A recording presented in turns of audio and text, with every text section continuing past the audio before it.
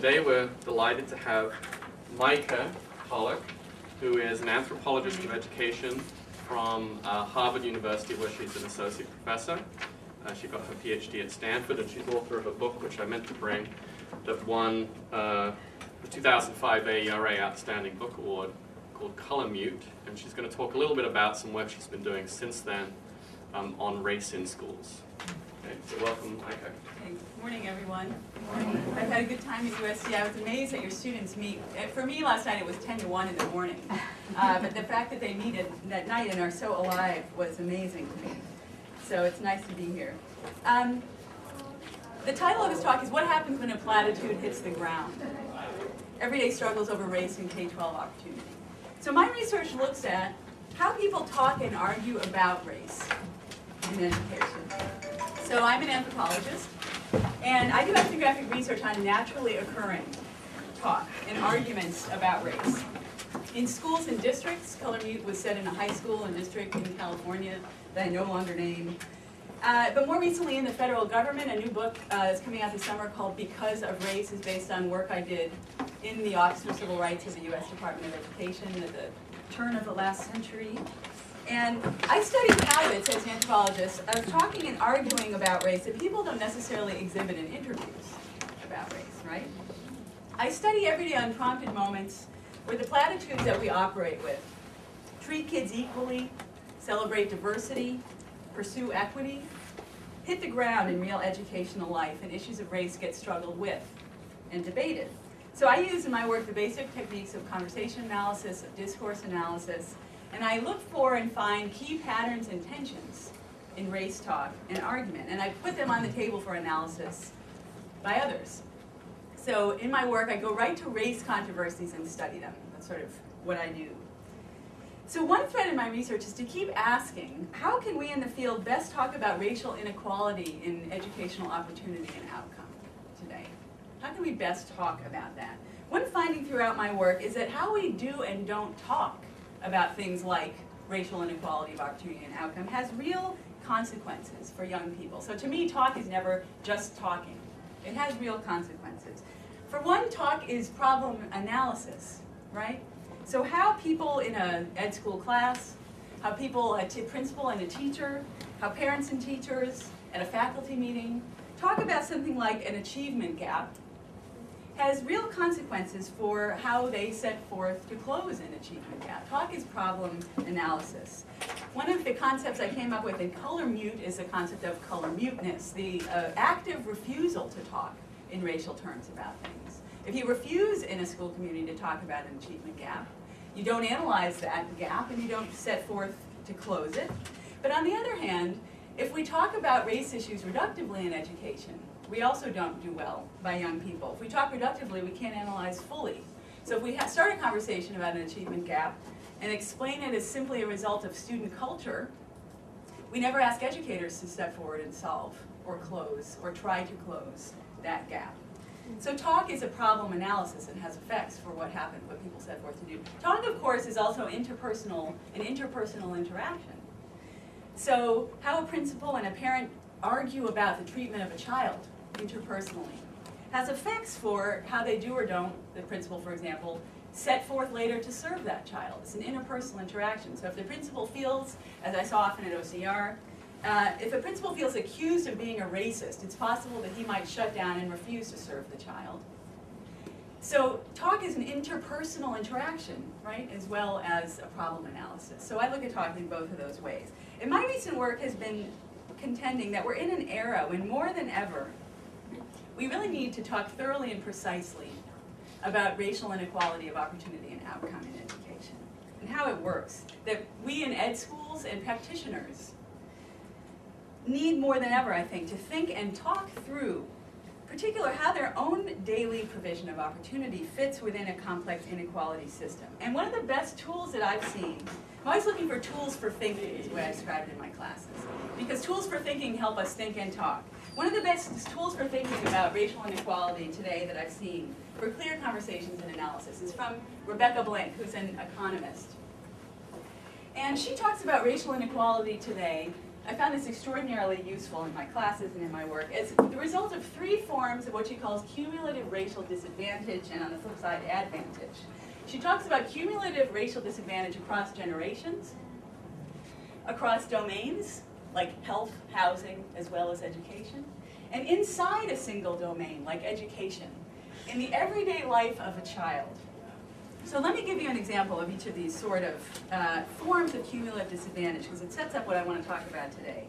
Across generations, racial inequality today is inarguably affected by past generations of opportunity denial. So our kids' great-grandparents or grandparents are affected by past generations of opportunity situations. In 1910, only 1 in every 12 black students of high school age in the South was enrolled in school at all. These are the great-grandparents of our children. By 1930, much sooner, 85% of Mexican children in the Southwest were in either separate classrooms or entirely separate schools, encouraged to drop out after elementary school, tracked into vocational education rather than pre-college. So these are our children's great-grandparents. These are just basic historical facts, not rereadings of history, just facts. Rebecca Blank, Dalton Conley, and others can measure the accumulation of economic disadvantage that reaches across generations. Denial of opportunity to proceed past elementary school or to go to school at all means less college, right? Means less higher degrees, means less wages, less wealth.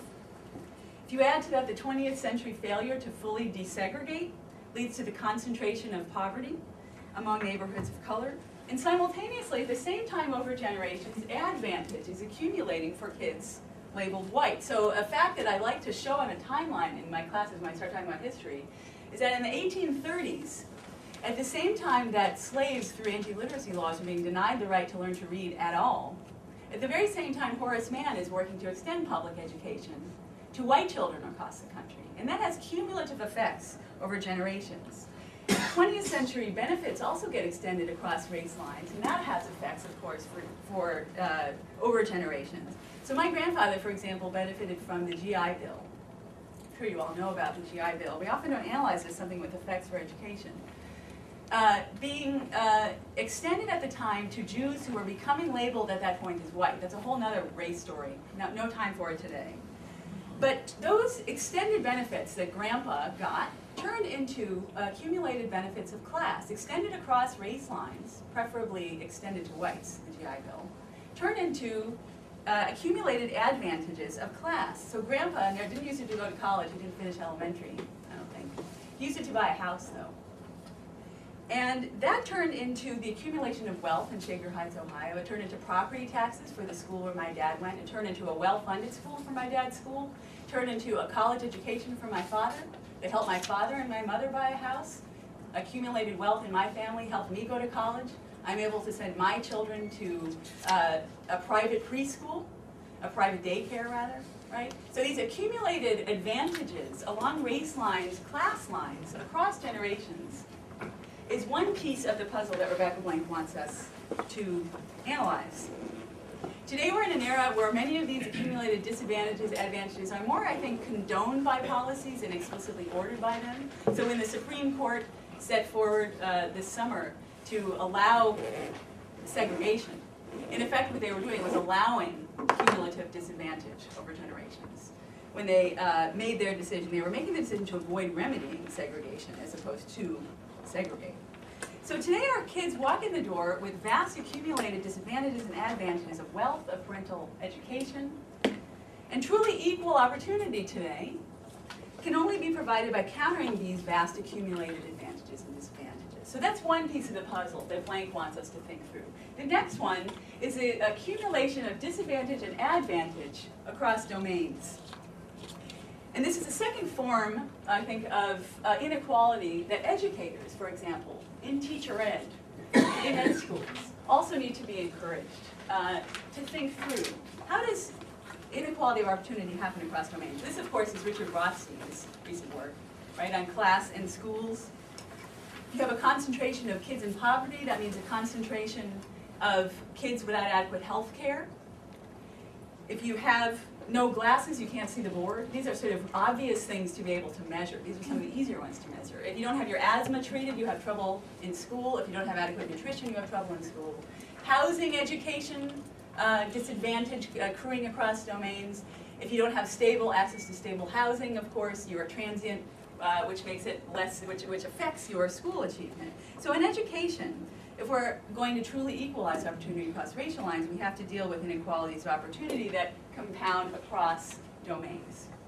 Now, the third way that Blank wants us to think about cumulative racial disadvantage and advantage is in kids' own lives in a single domain, like education. These are the thousands of daily interactions that lead to who gets to graduation. If you think about it, somebody ending up on the stage in graduation, a result of not just issues across domains, healthcare, housing, education, across generations, but thousands of daily interactions inside schools and districts, right? And this is the one, this is where I want us to be focusing today, where we really start arguing. Because this issue involves well-meaning educators in schools and districts who end up denying kids opportunity across racial lines without meaning to often. So Blank gives one very abstracted example. She says a kid who's judged precocious in elementary school is more likely to be placed in college prep classes in high school, making her a more appealing college admissions candidate. Fairly abstracted example, but she's trying to make the point about that longitudinal analysis of single children's educational experiences. My work, both this new book, Because of Race, which is about, I'm going to mention in a minute, arguments over the distribution of opportunity inside schools and districts today that we saw at the Office for Civil Rights, but also a new book that's coming out also this summer called Everyday Anti-Racism, where I asked 65 educator scholars to boil their research down for single moves for teachers. Both of these projects are interested in the need for us as a field to zoom in on the thousands of daily interactions that get somebody to the stage on graduation, that create that graduation list. Now these opportunity issues, this provision and denial, in the everyday life of children, I think are some of the hardest to prove today. It's a lot easier, I think, well maybe it's not that easy, but I think it's easier to measure in dollars what happened after the GI Bill. Who got how many dollars is what Dalton Conley has tried to do in thinking about the accumulation of wealth and actually trying to measure it over generations. The GI Bill 2 generations later. It's a lot easier, I think, to measure if you don't have glasses, you can't see the board, and you can't pass your test, the causal relationships sometimes of these opportunity denials across domains. It's harder in everyday life. You can't stop daily life to analyze the causal role of any particular act. You can't take it out like an experiment and find out whether a suspension given to Jose caused his absence from the graduation stage. And also, it's more complicated in this kind of opportunity provision, I think, to analyze, because in the pathways of children, of course, everybody knows as an educator, children react to things adults do. And then adults react to things children do. And over time, children react to adults and vice versa, and children's educational trajectories get made. So it's harder to analyze. And I think, though, it's also hard to analyze because when you're working in a school in a district, these issues of opportunity across domains are entering your world, and also these other inequalities across generations are coming in the door. It's one of the hardest realms to analyze, but I think it's crucial to analyze this. To analyze the role of everyday school and district activity in producing things like achievement gaps. And this is the kind of role that educators often don't want to talk about, right? Makes sense. In part, though, I think we're in an opportunity system that's harder, as I said, than ever to analyze, and that's one reason why educators have trouble with analyzing their own everyday behavior and its contributions to achievement gaps. Charles Payne calls this a fragmented era of inequality. What he means by that is there's no order from on high, as in the Jim Crow era, to create inequality on purpose. So in his analysis, it's more of a fragmented era. It's a nice quote that I use, where he says, who can name the person responsible for structural unemployment? Okay? It's harder to find perpetrators, and educators, I think, thus resist analyzing their own participation. In my new book, Because of Race, based on work at the Office for Civil Rights, I'm calling it the New Civil Rights Era. I don't like the phrase post-civil rights era. I understand why it's there, but to me, it suggests that the struggle for basic rights is over, to call it post. So new civil rights era is the phrase that I'm using in that book. This is also an era, research shows that at an unprecedented rate, we all agree in the United States that opportunities should be racially equal, as opposed to if you ask people 50 years ago, if you survey them now on a survey, which of course is just one way of gathering information, everybody will say, 90% to be more precise, of Americans will say that equal opportunity for people regardless of race is absolutely essential. They will also say we should do whatever is necessary to create equal opportunity. But of course we disagree on what equal opportunity actually looks like in practice. And I found that educators have particular trouble and resistance, I think, to analyzing how they themselves participate in opportunity provision and denial. So let me give you just an example to start to concretize this. I was just in North Carolina a week or so ago. I was talking to a group called Crisis, Correcting Racial Injustices for Success in Society. Now these were primarily black parents in Chatham, North Carolina, and they organized a few years ago around the racially hostile environment in their high school. White kids took pictures of themselves wearing nooses and they were printed in the yearbook. Senior Slave Day was administratively sponsored and approved. Kids were wearing Confederate flags to school without any disciplinary consequence. Black students wore black and white t-shirts sort of in response to school, and they got taken to the principal's office. There was racist graffiti all over the school, and the white principal of the school was using the N-word and saying it gave black students identity. The mouths dropped open last night when I told this story, and I said, this is because you're in California. You guys are Californians. The people in Chatham were saying, this is way more prevalent than a lot of people know. If you know about the Gina, Louisiana incidents of a couple recently, similarly, black students responding to nooses hanging in their school environment were themselves the one disciplined and put into the criminal justice system. That's what the events of Gina are about. So they were saying in Chatham, this is much more widespread than we think in 2007, or that many people think. So Crisis was trying to get school administrators to see this as racially unequal opportunity, okay? That it was an unequal opportunity for kids. They were afraid to be in school. They couldn't concentrate. Young people in this community put an open letter in the paper saying, this is 2007, why are we dealing with this? It's 2005, I guess it was, a couple years ago. It affected their ability to learn, as I said. So to you, their requests may seem like obvious examples. School-based inequality, racial inequality, opportunity, deserving remedy, the opportunity to be free from a hostile climate. What's to argue about, you might be thinking. But the superintendent dismissed the claims altogether. And eventually they ended up filing at the Office for Civil Rights in the U.S. Department of Education, where I used to work, which exists to receive discrimination complaints. As I discuss in the book, and I'll say in a minute, it has a lot of problems setting forth to actually remedy those complaints, but it exists to take complaints. All right, so they filed at OCR. I read their complaint, and what I found myself thinking about was that they were actually trying to make even harder claims about racially unequal opportunity in schools and districts today. They pointed out as evidence of discrimination, they said 25% of our kids are African American, 50% of our suspensions are given to African Americans. They said 25% of our kids are African American, only 10% of our graduates are African American. And they were trying to frame these statistics about racially unequal outcomes as evidence of racially unequal opportunity. And the district again said, we don't see any racial inequality of opportunity here in Chatham. There's no Jim Crow. All of our kids are given equal opportunity to learn inside our school buildings. So what their struggle suggested, I think, was a difficulty today of saying, this is what I talk about in this new book, because of race, that opportunities are denied within school buildings, within districts.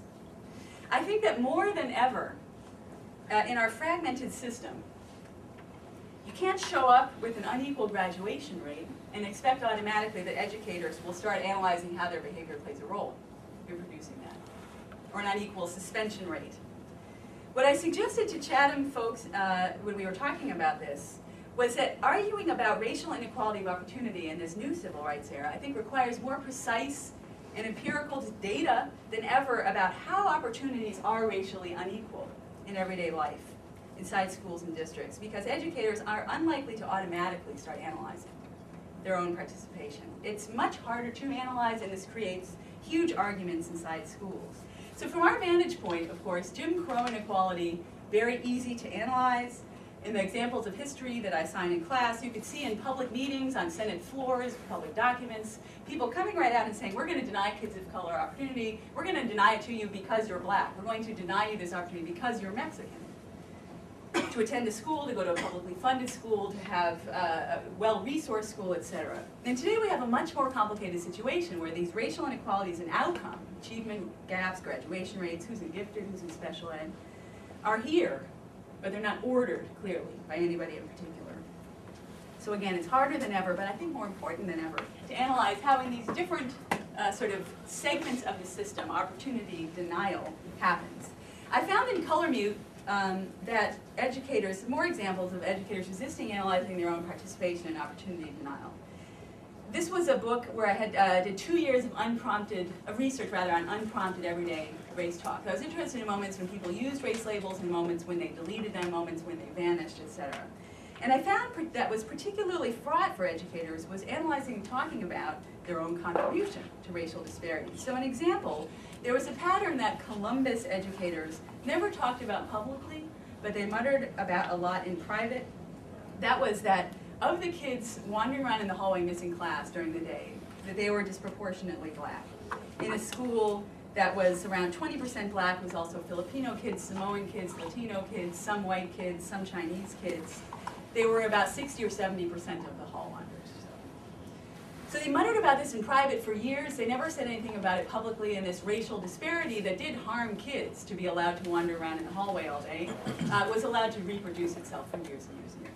On the other hand, so color muteness had real consequences for those young people. On the other hand, when they did talk privately about this pattern, they often talked about it very reductively, and they left out their own contributions to the pattern. So when they would try and explain why the kids in the hallway were disproportionately black, they would say, I think it's just something about black kids' attitudes, or something about their culture, I think. What they left out were the kinds of things I found as a field worker. That when I sat in classes, I saw that teachers were disproportionately ejecting black students from classes through disciplinary altercations into the hallway. I found as a field worker that security guards and principals were disproportionately allowing black students to wander, such that they would encourage other kids or even walk with them to class, but allow black students who were literally, really for hours, batting the walls with sort of wads of paper, just allowing them to wander for hours and hours and hours. So in analyzing this pattern, this racial disparity, they left out their own contributions. I think they were hardest for themselves to see, to analyze, to talk about. And in fact, everybody in California City, which is a pseudonym for the place where I did this research for several years, had a tendency to analyze everybody else's contributions to racial disparities as opposed to their own. The superintendent had a lot of trouble talking about the district's role in creating achievement gaps in the district. Issues of not fixing facilities, issues of creating some schools that were labeled academic as opposed to other schools that were labeled comprehensive, and the effect that had on producing concentrations of kids with needs in certain kinds of buildings. He would just blame teachers. So it was very difficult for people to analyze, once again, their own participation as district educators or as school-level educators. And I found the same reluctance to analyze educators' own role in producing racial disparities, for example, in this new book that's coming out this summer, called Because of Race, and the subtitle is How Americans Debate Harm and Opportunity in Our Schools. This is an ethnography based on 2 years of my own work, my own job work, as a civil rights investigator at the U.S. Department of Education's Office for Civil Rights. I worked there before joining the faculty at Harvard for several years, 1999 to 2001. Who's heard of OCR? Just curious. Okay, a lot more of you actually have heard of OCR. Last night, the students, there were out of 60, about 3 people who had heard of OCR. OCR was created in the 60s, 1967, to enforce desegregation. Its power was gutted. It gutted itself in enforcing desegregation, fell down on the job. Now it exists. It's not enforcing desegregation any longer. It exists, though, to take complaints of discrimination in public schools that receive federal funding. Title VI of the Civil Rights Act, for example, says that if you get federal funding, you're not allowed to discriminate on the ground of race, color, and national origin. It also exists to enforce Title IX. You can't discriminate on the grounds of gender. It exists to enforce Section 504, you can't discriminate on the basis of disability, etc. And I think what we did at OCR, when we did our work well, which wasn't often, working at OCR was sort of an exercise in constraint, frustration, and surprise, honestly, at the lack of work that we did for students of color in particular, which is a theme in the book, this self-constraining of people employed to offer equal opportunity in actually offering it. Particularly because what we as a federal agency were doing was focusing analysis on everyday opportunity provision in schools and districts. As you can imagine, it's not a very American thing to do, have a federal agency come in and suggest that local people do opportunity provision differently, not very American, right? So it was a very fraught project to do that as a federal agency. We were constantly constraining ourselves from being too prescriptive, which meant not saying too specifically that local people should do anything in particular to serve children. We often resolved complaints with plans to plan. Go forth and plan to serve English language learners. We often deleted, literally, another version of color muteness, specific descriptions of how to assist children in their everyday lives.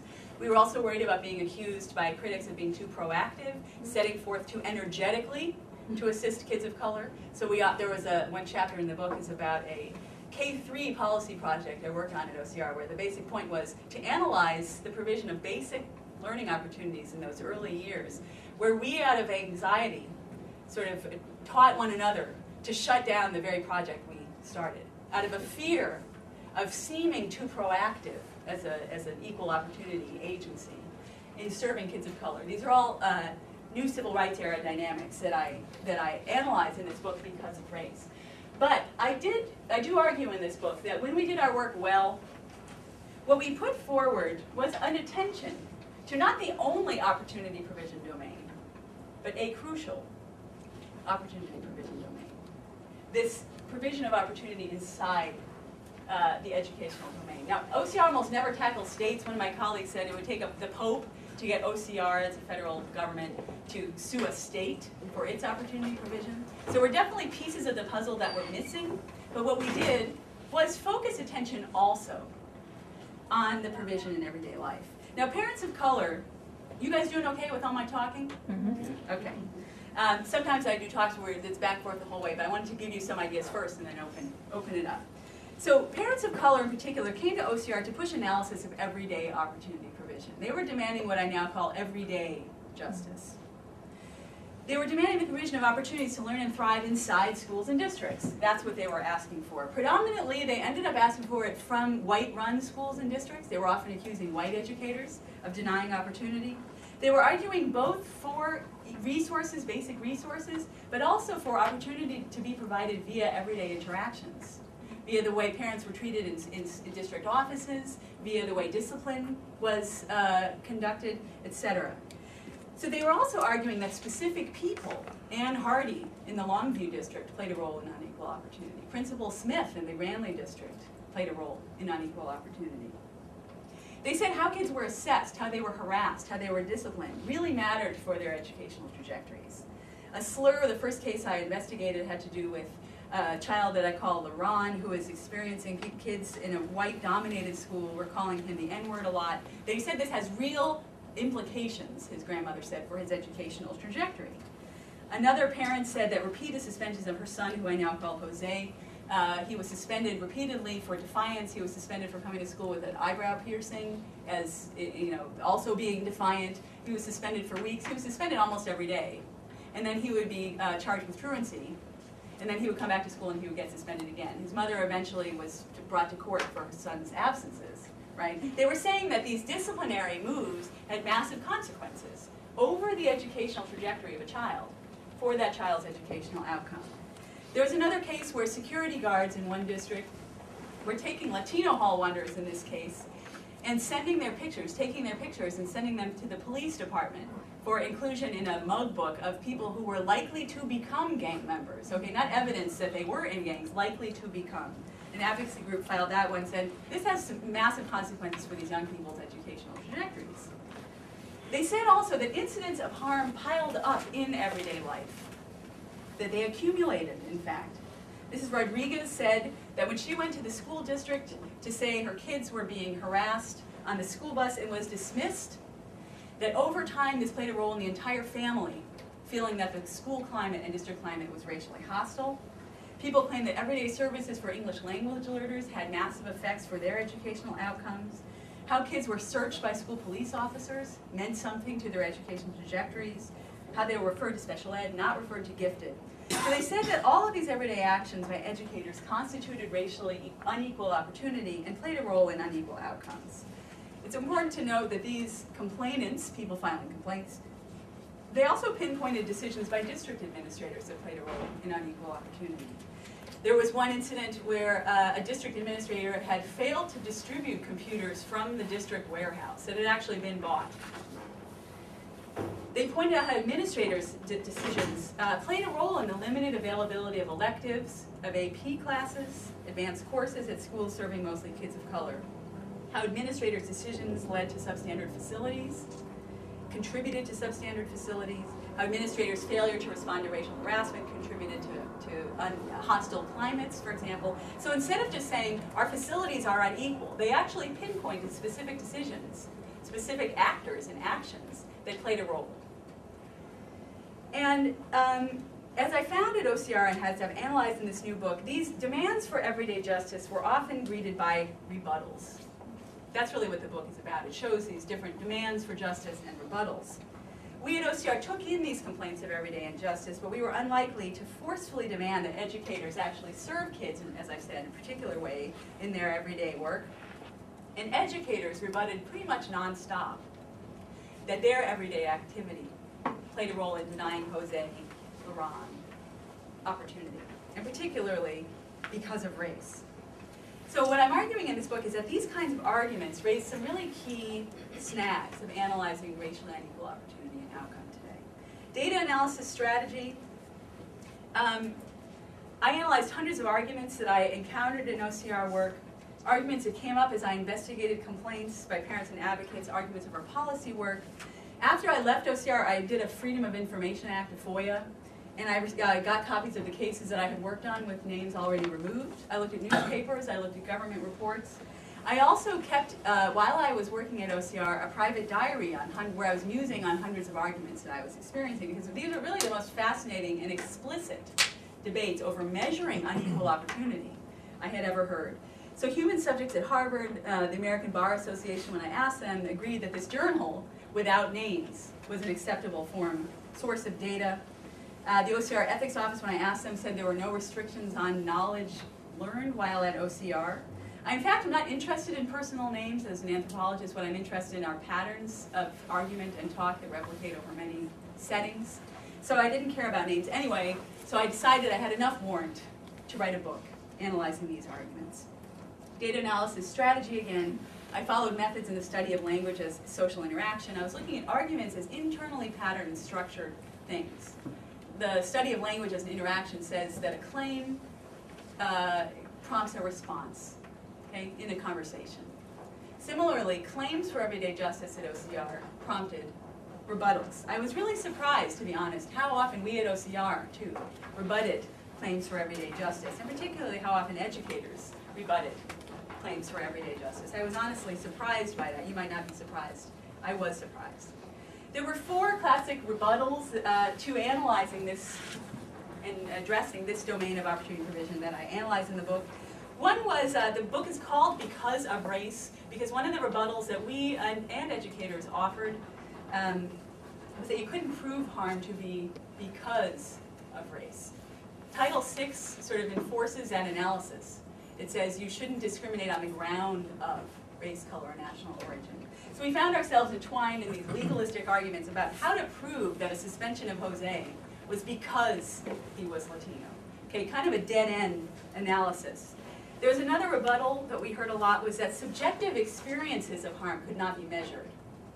So the fact that Jose's family felt that the entire school was attacking their family over time after all these suspensions for defiance, etc., that you couldn't exactly prove that subjective experience of harm. Now, psychological research actually does show that the untreated experience of injustice can depress educational academic trajectories. But from a legal standpoint, often, if we couldn't find the white kids not suspended, now you can imagine how hard it is to find white kids not suspended.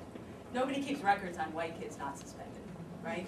But if we couldn't find sometimes white kids not suspended in exact incidents like Jose's suspension, we couldn't find it, we couldn't prove, I'm trying to demonstrate the difficulty of proving sometimes this crucial realm of harm to young people, especially through a legal lens. The other legalistic dead end that we got into, a new civil rights dead end, is educators defending their intentions when accused of denying opportunity to kids of color. And again, the law prompts that. Did you harm Jose because of race? I didn't harm Jose because of race. My intentions are honest, are good. So educators went to the mat to defend their intentions when discussing this realm of opportunity provision and denial. I already mentioned another rebuttal that we at OCR couldn't prescribe opportunity provision in this realm, and educators sort of rebutted that way all the time. Hands off our provision of opportunity, please, was sort of the rebuttal. So that was the second rebuttal. A third rebuttal I also already mentioned, sort of that we shouldn't be too proactive in providing opportunities to kids of color. I found it amazing that at OCR we set forth with great confidence and energy to enforce civil rights for white children with disabilities, who are in fact the primary users at this point of OCR, the dominant users of the civil rights tools. But when it came to assisting students of color, we often argue we should not be too proactive. And finally, a particularly important rebuttal that I heard a lot at OCR, and it has to do, I think, with this fragmented system with the new civil rights era, was that these everyday denials of opportunity that kids and parents experienced didn't really hurt. They didn't really matter. They were small potatoes. This was the making a mountain out of a molehill rebuttal. So even in districts where the entire, where bathrooms were scrawled with racist graffiti, sort of like Chatham, where the principal was saying publicly, if I had a gun and I was with a black man, I wouldn't be afraid to shoot him, where there were people writing things really explicit. We hate Stephanie because she is Japanese, writing this on the bathroom wall. Racially hostile climates that I think to everyone in the room seem obvious. Making a mountain out of a molehill was the rebuttal that parents received when they complained about this hostile climate. But pretty much everything that people complained about in terms of everyday justice could be dismissed as making a mountain out of a molehill. Not really relevant to young people's educational trajectories. I think this is a rebuttal that scholars offer as well. Whenever I start talking about this work, whether it's everyday anti-racism, where 65 people suggested everyday acts that educators could make, or when I talk about the importance of analyzing everyday justice for young people, we always get into the micro-macro thing. So people always, you see giant hands coming out like this, right? Isn't the action in macro structures? Why are you bothering with micro, with the everyday opportunity provision? So this is, I think, a rebuttal to taking this realm of opportunity provision seriously that scholars offer as well. So I conclude, because of race, with some suggestions. I see how long to take here. We said like 45 minutes, something like that. Okay. With some suggestions on how to argue more successfully toward everyday justice. One, I think, and Etta Hollins, I think you're here, right? I'd love to talk to you later about what this means for teacher preparation. Okay. That to get educators to analyze what their role in everyday opportunity provision. I mentioned the sort of dead-end tactic of because of race, getting educators to think about their intentions. One tactic that I suggest, because again, I'm trying to make recommendations for more successful talk and argument in this book, given that that's my field, is to speak of unwitting harm along the lines of race, rather than intentional harm because of race. This means going beyond legal tools, because legal tools always force the because of race question. As I said, educators just spent their time trying to prove their good intentions, and they would spend huge amounts of time. They would make giant binders, okay, this big, to send to OCR to prove their good intentions. One common project in teacher preparation that is crucial is making teachers aware of inner bias. It's a crucial part of the work of preparing teachers. But I think it's also crucial to get educators analyzing the unintended effects of their everyday actions. To think that maybe a suspension, even if, regardless of your intentions, a suspension of a child for wearing an eyebrow piercing for 5 days maybe has sort of unintended harmful consequences for that young person. And this approach, the unintended consequences of your everyday action, is the one that we took in this book, Everyday Anti-Racism, that is designed for educators. most of the essays are about asking teachers in ongoing inquiry groups to analyze, to think through what the effects of their everyday actions might be on young people. And to ask whether the poster you're putting up on the wall, the film you're showing, the disciplinary act you're taking, it moves kids toward opportunity or away from opportunity. That's the tactic we took in that book. Another solution, I think, that I've come to after this analysis of OCR work is the need to have opportunity analysis ongoing in schools and districts, which is another sort of mission, in a sense, of the Everyday Anti-Racism book. Something about OCR and parents as well showing up once in a while to accuse people of unequal opportunity, I think really raised defenses and just prompted people to say that no opportunity denial had occurred. So I think routinely asking in educational communities whether specific activity in schools provides the opportunities that kids need. In a fragmented system, somebody else might have to actually pay for universal preschool. It's not the everyday teacher who can pay for universal preschool. On the other hand, the everyday teacher responds to children with preschool, without preschool preparation. So routinely analyzing in schools and districts how everyday acts do or do not provide the opportunity kids need. Another related tactic, I think a lot of the arguments and rebuttals that happened in OCR work were because teachers felt that they were accused of single-handedly causing achievement gaps. And so I think if our conversations trying to prompt educators to do this crucial analysis of their own behavior are about how educator acts contribute to outcomes as opposed to how they cause outcomes. I found in Color Mute that conversations about achievement gaps often turn into blame wars about sort of simplistic analyses. So it would be, you guys caused the achievement gap, you guys caused the achievement gap, as opposed to how do different actors over time in children's lives contribute to achievement outcomes.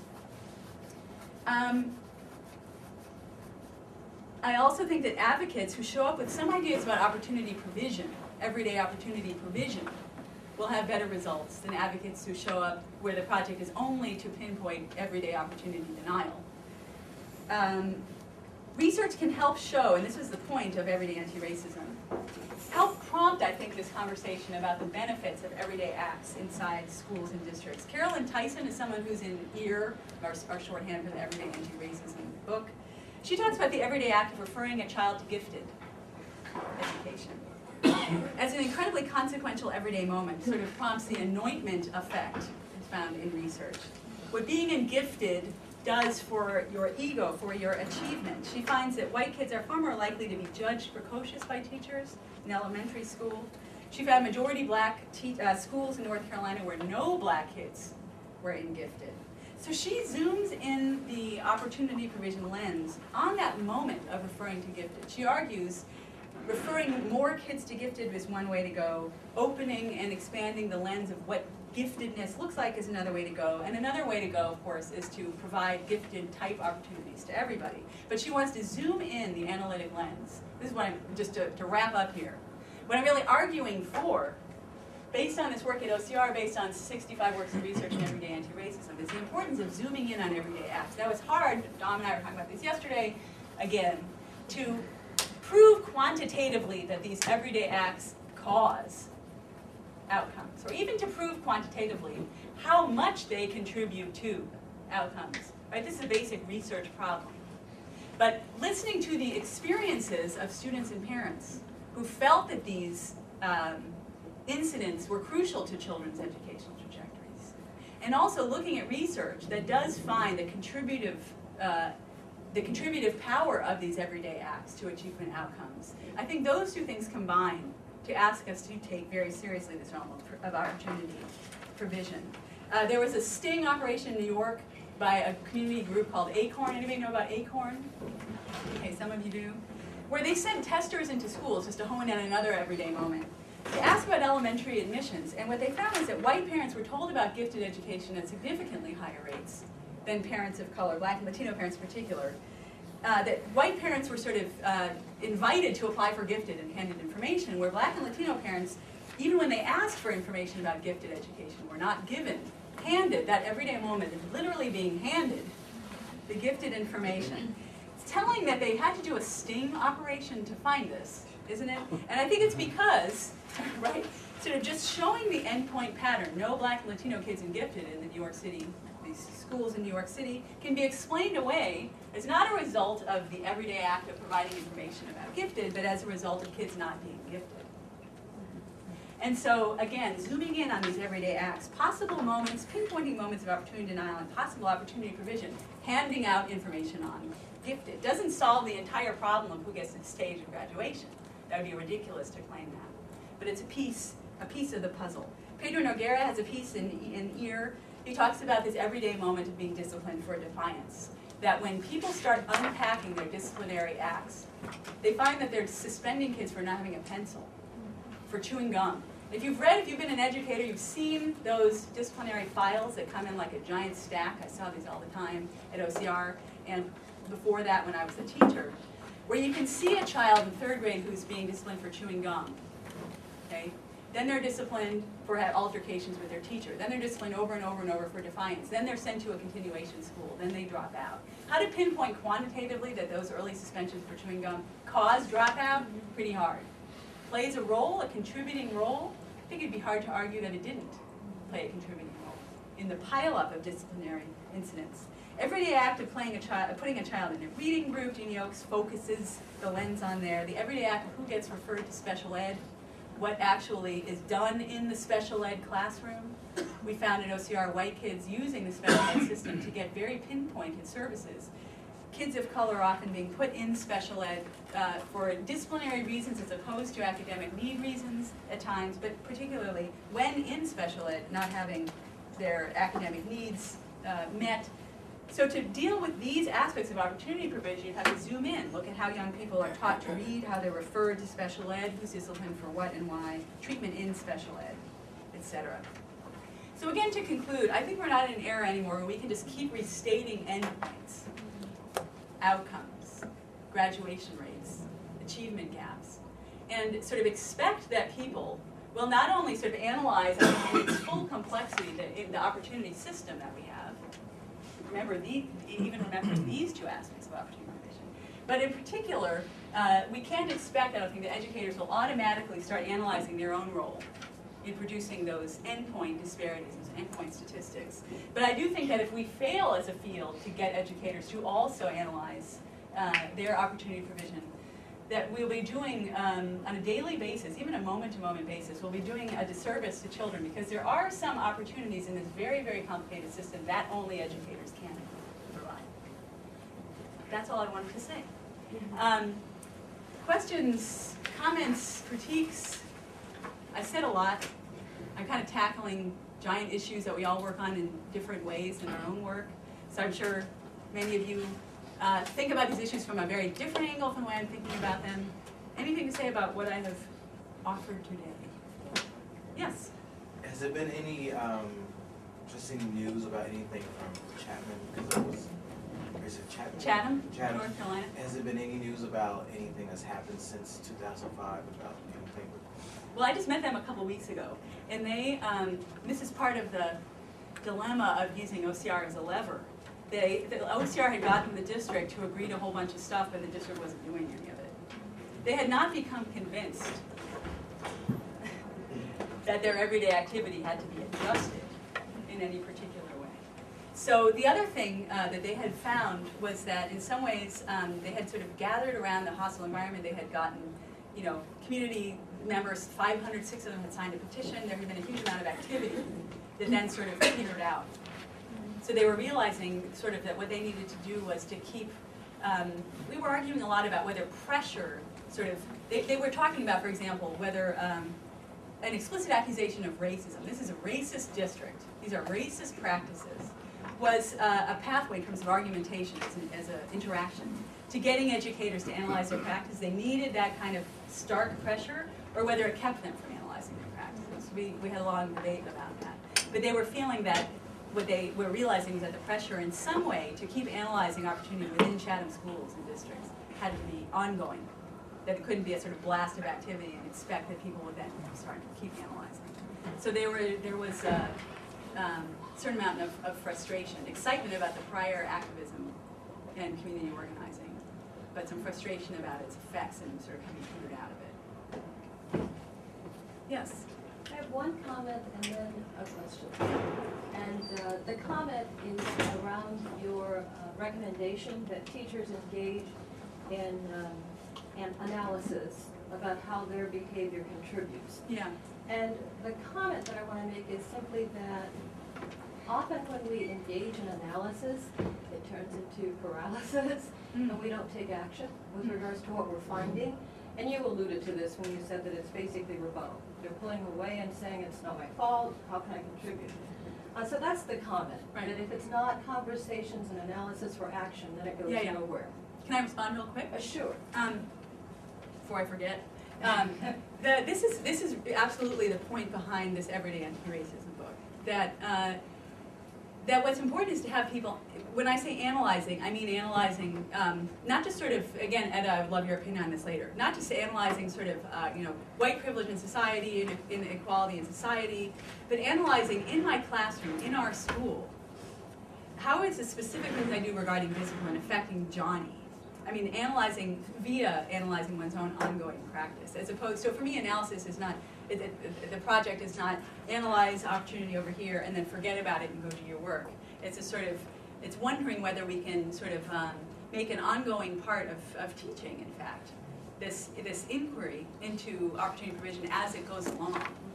And I understood it that way. I understood that that's your intention, but Yeah. having been in schools for the last 33 years Yeah. of my professional life, Right. I know that what happens is we analyze. We analyze to death. Mhm. But unless there is some real accountability, I guess for lack of another word, for us to take action on our findings, often we don't. Right. We make excuses for why we can't. So here's the question that I have. One of the things that I have found is a teacher action, teacher practice, and administrator leadership action and practice often is inextricably tied to their beliefs, their assumptions, and just basically who can, who can't stand, rise, deliver, etc. And until we actually have conversations about those parts of our being, Right. we go nowhere. I Mhm. mean, if I believe that all kids can learn, but there's a ceiling, my actions actually belie that. And somehow, whatever opportunities I create, whatever tasks I create in my teaching, Right. they will be differentiated based Right. on my belief about who can and who can't. I think you're absolutely right. I mean, don't you think it's a both-and situation? I mean, that on the flip side of sort of analyzing only one's actions without tackling the beliefs undergirding those actions is analyzing only the beliefs without then tackling the everyday actions that sort of constitute or sort of concretize Sure, those sure. beliefs, right? So it's I think a both-and project. Yeah. for teaching Well, so practice. the question I have, because it's always difficult when you're attempting to have people take a look at their beliefs and how they actually do contribute to their actions and Yeah. their practices, people throw up their hands. I mean, there's a wall Yeah. put up, and so the question is, how do you actually get people to move beyond? To Yeah. actually truly analyze their beliefs and their assumptions in ways that aren't offensive, in ways Yeah. that don't cause them to recoil. Yeah, I mean, in exactly. analyzing assessment data in a disaggregated format, for example, there are many teachers who truly look at the data and they say, it's what we got. You send Right. us different kids, you Right. get different results. Yeah, So absolutely. it's just a question. I Yeah. mean, it's a difficult place to be in Yeah. when we can't talk about how our beliefs and our assumptions truly do dictate Right. our practice and our action. I think you're absolutely right. I mean, one of the ways I tried to go about this was is trying to lay out the ways in which the beliefs in people's heads got there. So I have an essay in Everyday Anti-Racism where I look, it's called No Brain is Racial. It's looking at how people actually put into motion over time, taking concrete facts from history, put into motion over time the idea that different race groups were differentially intelligent. So I think that if people can see being made, there are films, for example, the PBS series The Power of an Illusion, they can see being made not only race groups themselves, people ranking race groups, they can see the sort of buildup of the lie that race groups are unequally intelligent. There's something about seeing that work having been done in history that helps people see, wow, planted in my head is this programmed idea. Okay, I found that to a certain extent. Another way that I tried to go about this in my own classes, for example, isn't concretizing, for example, this discussion of white privilege. So it's one thing to say somebody, recognize your white privilege, and sort of then people, some people recognize it, they see it in a contemporary sense. They read Peggy McIntosh and they say, nobody follows me around in the store, nobody thinks when I speak I speak for my group, so some people will run with that. A lot of people will not run with that analysis, and I have found, and again, I don't have the wealth of experience of doing this that you have, but I have found so far in my work that there's something about concretizing the description of white privilege to say, look at the GI Bill, look at wealth, look at the accumulation of property tax, that it concretizes the discussion of white privilege and white advantage in a way that simply saying, you got it, don't you understand that you have it, doesn't. So I think in both of those are versions of trying to sort of explore with people how they got where they are, those beliefs, those privileges, that I think are concrete in a way that might produce acceptance of those realities as opposed to just offenses. Thank you. Yeah. Yeah, Nellie. Mica, your work reminds me very much of what has been done in gender studies by Dorothy Smith, for instance, the sociologists that look at the doing of gender in everyday life. Right. And along those lines, what recommendations would you have for getting to the gatekeepers so that they may create the environment that makes it possible to entertain this kind of very difficult and life-threatening, in a way, exercise? And what would be your recommendation for breaking barriers that may apply at the principal level, at the administrator, superintendent, associate superintendent? Because from your own work, you know how important it is to get to the high-level people that will sanction those experiments. I mean, this goes back to, this is Derek Bell's work all over again. I mean, how do you get people to see that it's in their interest somehow? I mean, this is something I worry about in this book because of race, because really the whole thing is saying recognize harm, recognize harm, recognize harm. But it's not really, I try to say it's in your interest to recognize harm, but it's really about, in the end, saying that if families feel like, it was one parent said, this school feels like there's no black kids around, if parents feel that way, educationally there's a problem. But it really is focused on sort of taking harm seriously as opposed to finding in your interests. I mean, I suppose, NCLB is one way of producing a sense that it's in your interests to close achievement gaps. I have very mixed feelings about that as a tactic. But, the Derek Bell idea is how to convince people that it's somehow in their interest. I mean, I was talking to see now I'm blanking on names, in front of 100 people, your higher ed guru yesterday. Estella. Okay. I was talking to Estella yesterday. I picked the right one. There are many higher ed gurus. But about how to get people in community colleges to think that unequal retention rates were problematic. Some people felt, they saw the unequal retention rates and they thought, automatic problem, how can we solve? And other people saw the retention rates and didn't inherently think it was something to set forth and solve. They also, higher ed has a particular problem with this, of thinking that all the problems were produced before they ever got in the door. And so analyzing this, a lot of people didn't want to analyze what the remedial math class at Community College X had to do with any of this, right? So how to convince people that, this is just it's a huge problem, that it's in their interests. Many of my students often say, isn't it just sort of enough to say how harmed, that young people are? People at Teachers College have tried the equity project there, have tried to make it economically the argument.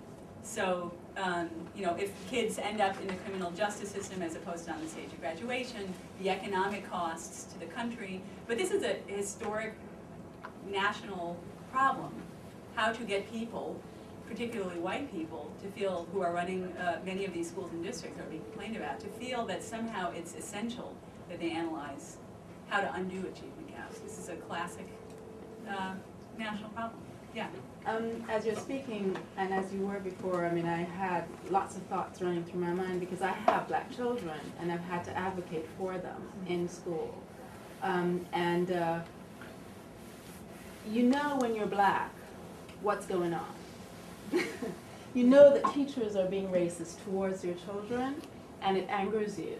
And you have to figure out a way, as a parent, how to deal with that. It's a very, very personal issue.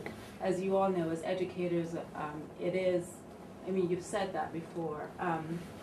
One of the ways that I've made it work for me, and I think you can do that on a one-on-one basis, is I've had to sort of figure out how to leave the angry black woman at the door and look at this person across from me who is usually white, middle class or upper, do-gooder, and who thinks that they're doing the best for my child, but has done something really, really bizarre to a 9-year-old boy, is to say to them, okay, clearly we have a problem here, and my child needs you. Let's look at this as an opportunity, like you just said.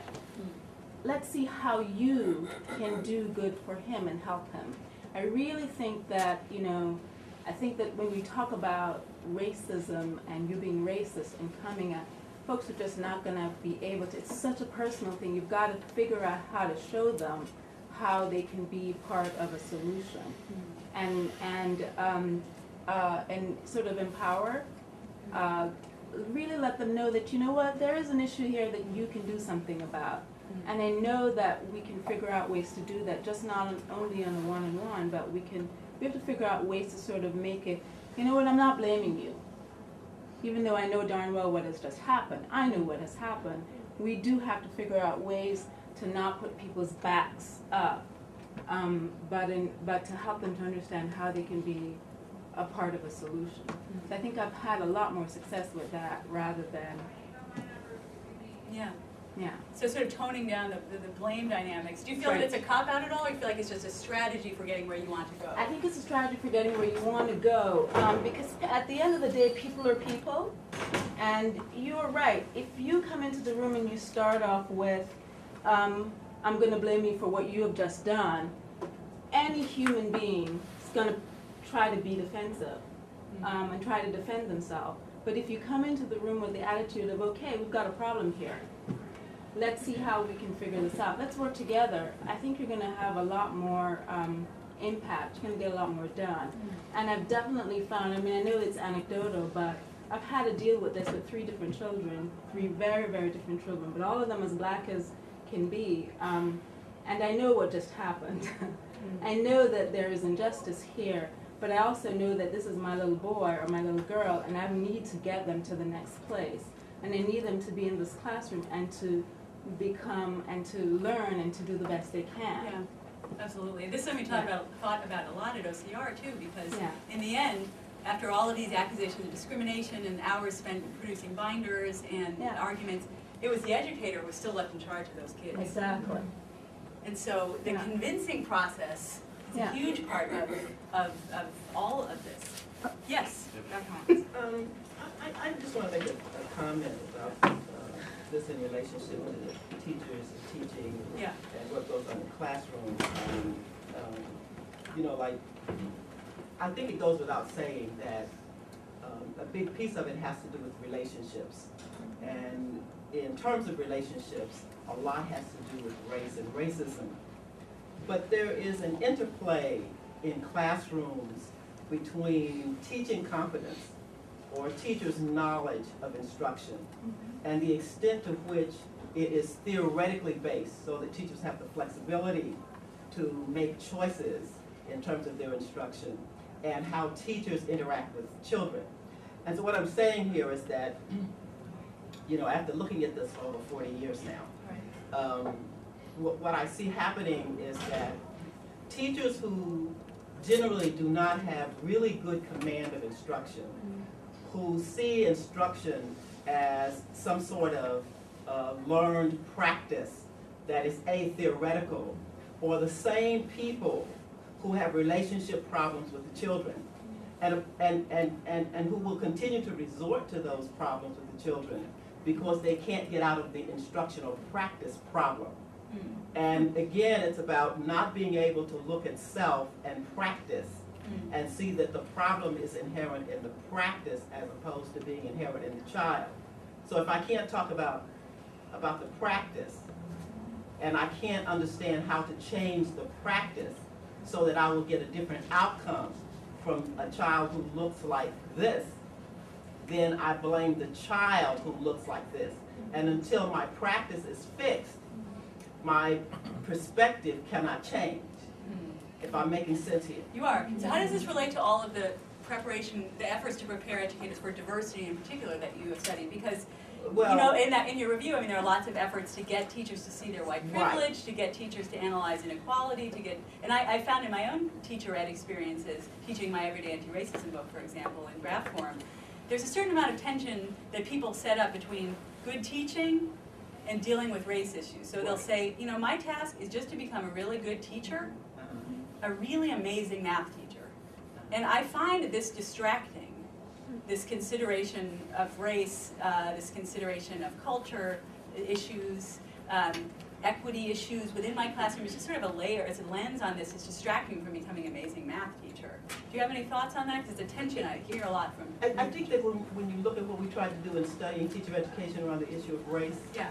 I think that what you see is that there is a separation between dealing with teacher beliefs, racism, whatever it is that gets in the way, and the actual practice of teaching, okay? Mm-hmm. So what tends to happen is that the teachers don't learn really what the relationship is between certain cultural attributes and the technical aspects of teaching practice.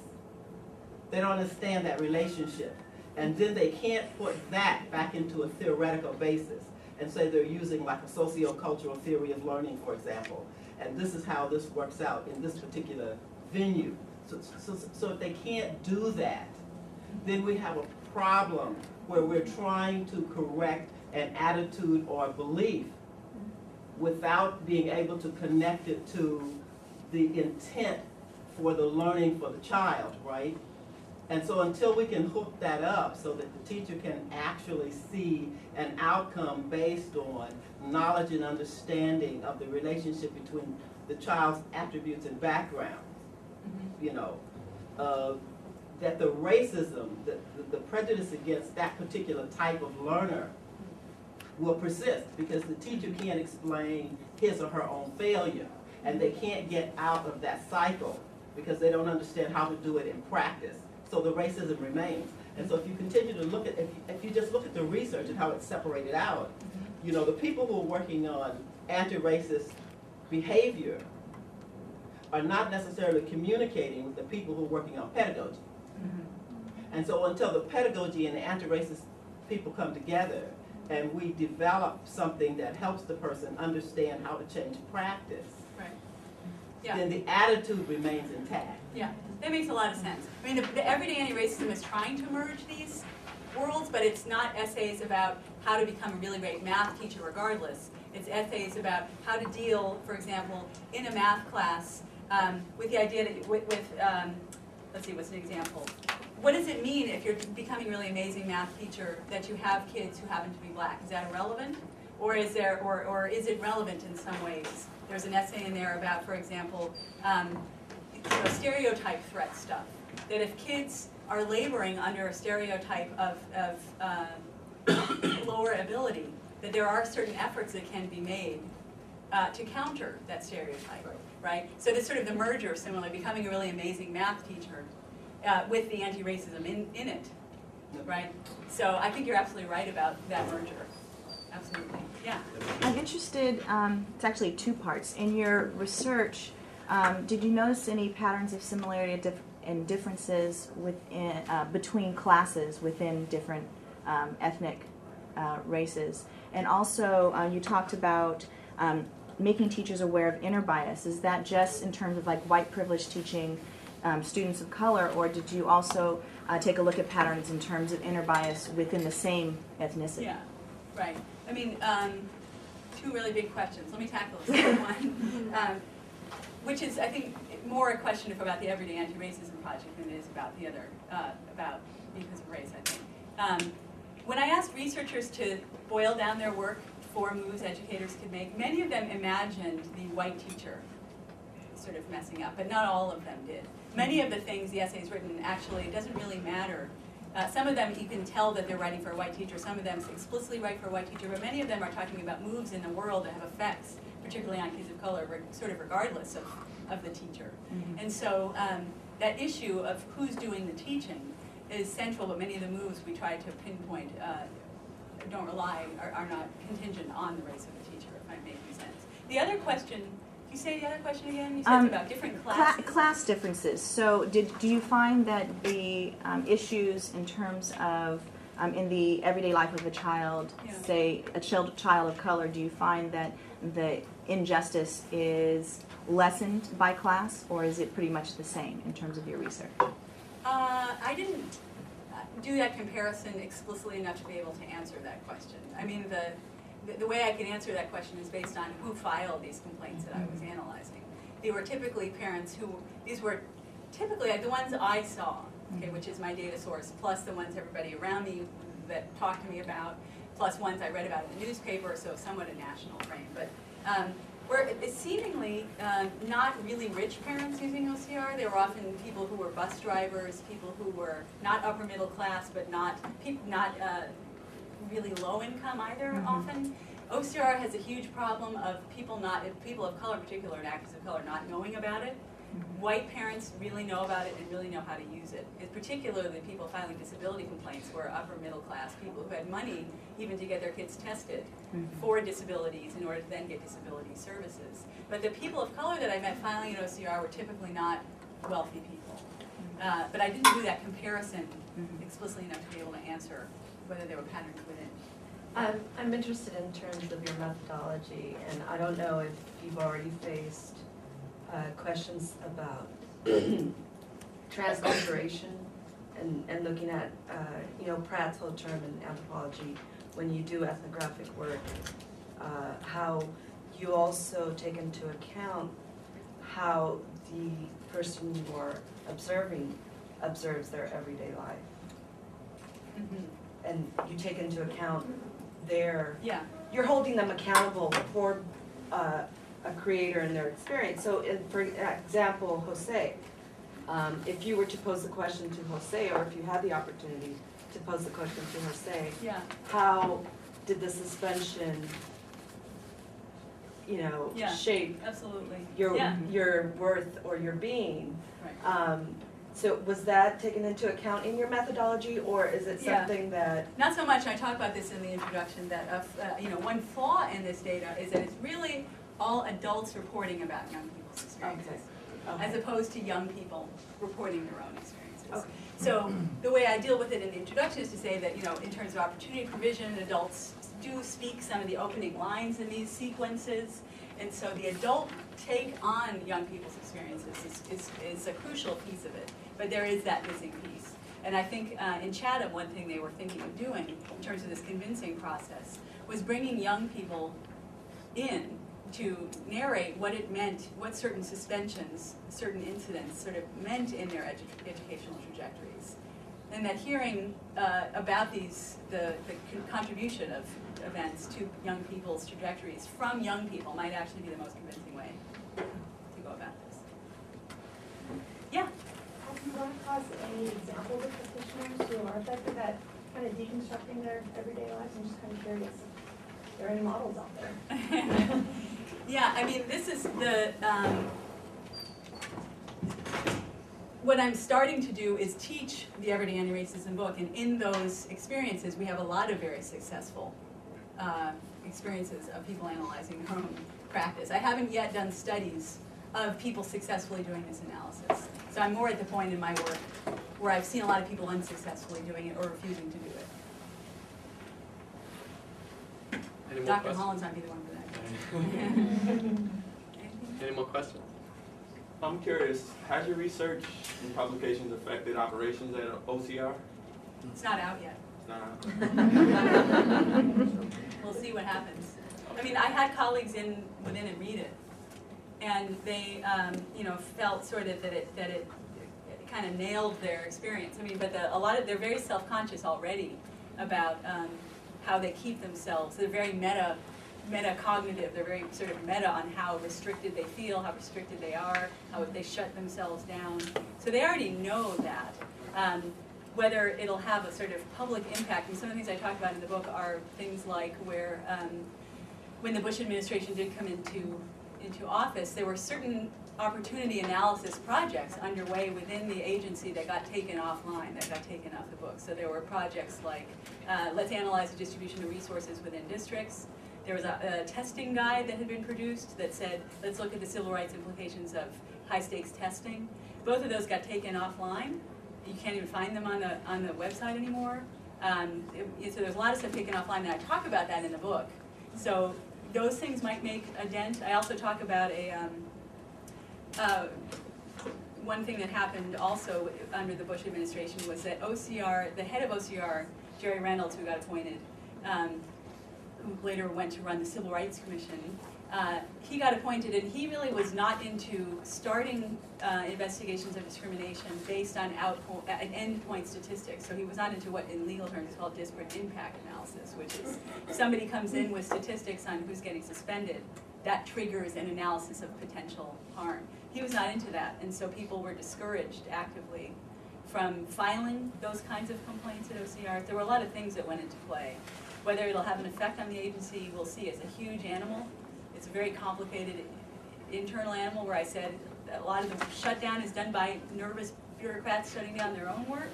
So we'll see. We'll see if it makes a dent.